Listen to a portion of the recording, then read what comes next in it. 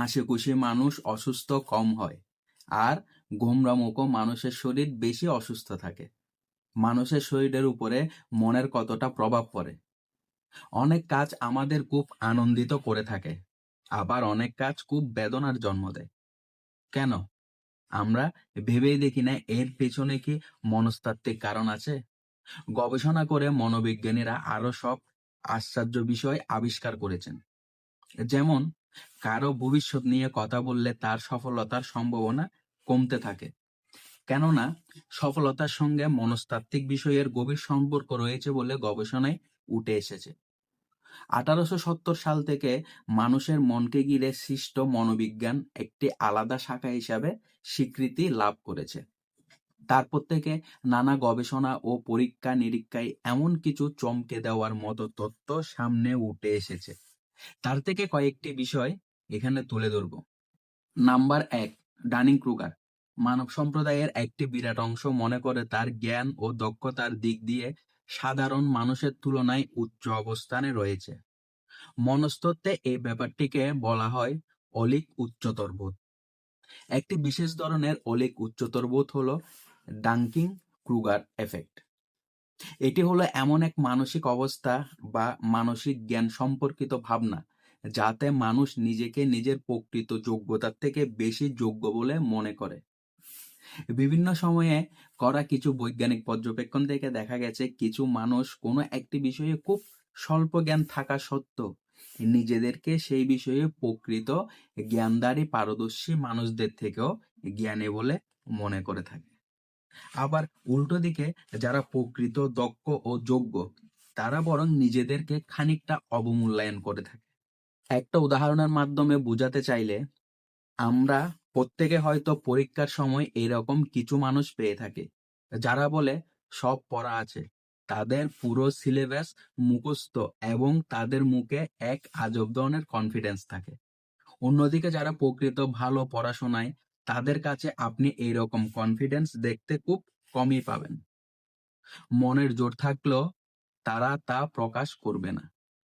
আর বাস্তবে যখন পরীক্ষার ফলাফল আসে তখন দেখা যায় যে বাস্তবে ঠিক তার উল্টো। ডানিং ক্রুগার ইফেক্টের ফলাফল, 3টি ফলাফল আমি এখানে তুলে ধরছি। নাম্বার 1, নিজেকে বাস্তবের থেকে বেশি যোগ্য মনে করা। নাম্বার 2, অন্যদের জ্ঞান ও যোগ্যতাকে ছোট করে দেখা। নাম্বার 3, মিথ্যা জ্ঞানের বহরে নিজের ভুল ত্রুটি না দেখা ও সেগুলোকে সংশোধন থেকে বিরত থাকা। নাম্বার 2, ভবিষ্যৎ পরিকল্পনা ও লক্ষ্য সম্পর্কে অন্যদের জানালে সেটা অর্জন করতে প্রেরণা কমে যায়। আমরা ভবিষ্যতে কি করব তার একটা পরিকল্পনা নিজেদের মধ্যে করে রাখি, কিন্তু অনেক সময় দেখা যায় আমরা আমাদের পরিকল্পনা ও লক্ষ্যগুলো পরিবার, পরিজন, বন্ধু বান্ধবদের কাছে আগাম জানিয়ে রাখি। এক কথায় যাকে বলে ঢাকঢোল পিটিয়ে বেড়ায়। তারপর দেখা যায় সেই কাজটি আর করা হয়ে ওঠে না। সমস্যাটা হলো অন্য জায়গায়, সেটা হলো তোমার নিজের মন।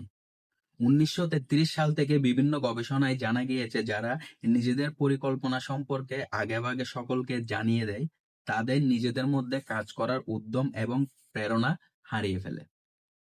এমনটা ঘটে থাকার কারণ আইডেন্টিটি সিম্বল। আমরা যখন আমাদের পরিকল্পনাগুলো নিয়ে কথা বলি তখন আমাদের মস্তিষ্কে একটি সেলফ ইমেজ তৈরি হয়। আসলে কাজটি নিয়ে কথা বলা আর কাজটি পরিপূর্ণ করা, এই দুটি বিষয় একই রকম ভাবে আমাদের মস্তিষ্ককে সন্তুষ্ট করে থাকে। এর ফলে আমরা অনেকটা আত্মতৃপ্তি লাভ করে থাকি।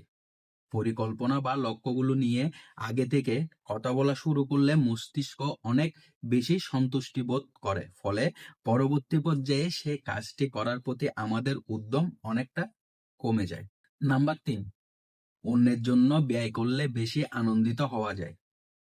হার্ভার্ড বিজনেস স্কুলের এক গবেষণায় একটি তত্ত্ব উঠে এসেছে, সেটা হলো সেই সকল মানুষ অন্যদের তুলনায় বেশি সুখী ও আনন্দিত থাকেন যারা নিজেদের থেকে অন্যদের জন্য বেশি ব্যয় করেন।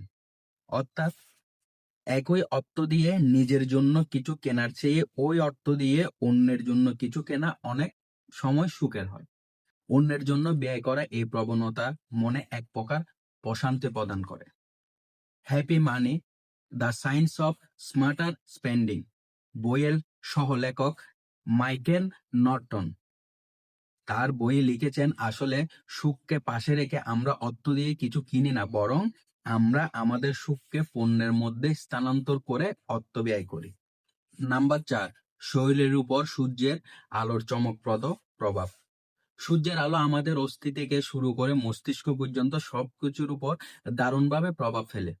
দিনে অন্তত 10 মিনিট হলেও সূর্যের আলো সরাসরি শরীরে মারতে হয়। এই আলো আমাদের মস্তিষ্কে এমন কিছু পরিবর্তন নিয়ে আসে যা আমাদের মন মেজাজ ভালো রাখে। যখন শরীর দিনের আলো ফুটছে বলে টের পায়, আমাদের অপটিক নার্ভ দিয়ে এই আলোর সংকেত যখন মস্তিষ্কে পৌঁছায়, তখন সেরোটোনিন হরমোন নামক এক হরমোন নিঃসৃত হয়। সেরোটোনিন আমাদের মন মেজাজ ফুরফুরে ও তরতাজা রাখে। যাদের রাত জেগে কাজ করতে হয়, যারা পর্যাপ্ত দিনের আলো থেকে বঞ্চিত থাকে, তাদের বিষণ্ণতা ভুগতে দেখা যায়। নাম্বার 5, গান মানুষের উদ্বেগ আর হতাশার অনুভূতি কমাতে সাহায্য করে। যখন তুমি হতাশা অনুভব করবে, তখন গান করার চেষ্টা করো। গান করলে অনেক মাংসপেশির কাজ হয়, শ্বাস প্রশ্বাস ও উন্নত হয়, এবং গান গাইলে শরীরে এন্ডোরফিন আর অক্সিটোসিন নামক হরমোনের নিরসন ঘটে, যার ফলে আমাদের বিষণ্ণতার মাত্রা অনেকটা কমে যায়। বিভিন্ন বৈজ্ঞানিক পর্যবেক্ষণে দেখা গেছে গান আমাদের মানসিক চাপ কমাতে সাহায্য করে। তাই গান করো, খুশি থাকো। নাম্বার 6, শরীরের উপর মনের প্রভাব। আমাদের শরীরের প্রতিটি কোষ মস্তিষ্কের দ্বারা নিয়ন্ত্রিত। এই কারণে অধিকাংশ ক্ষেত্রে দেখা যায় সুখী মানুষ সুস্বাস্থ্যের অধিকারী, অন্যদিকে নিরাশ মানুষ শারীরিক অসুস্থতার শিকার। কিন্তু এই সাধারণ ঘটনাটির ব্যাখ্যা সাধারণভাবে পাওয়া যায় না। মনস্তাত্ত্বিকগণ গভীর গবেষণায় প্রমাণ করেছেন যে মানুষ যতই ভালো কথা ভাববে, তত তার শরীর তার দেহের প্রয়োজনীয় হরমোনের ক্ষরণ ঘটবে।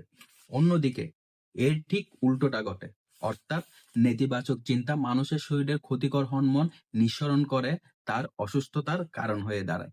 অর্থাৎ মানুষের শরীরের সুস্থতা অসুস্থতাও মনের অবস্থা দ্বারা নিয়ন্ত্রিত হয়ে থাকে। এটাই মনস্তাত্ত্বিকদের অভিমত। নাম্বার 7, ধর্মীয় চর্চা হতাশা ও মানসিক চাপ কমাতে সাহায্য করে। মানসিক অশান্তি সৃষ্টি হওয়া এবং তার বিস্তারের নৈপথ্যের কারণ সম্পর্কে বৈজ্ঞানিক অনেক ব্যাখ্যা রয়েছে।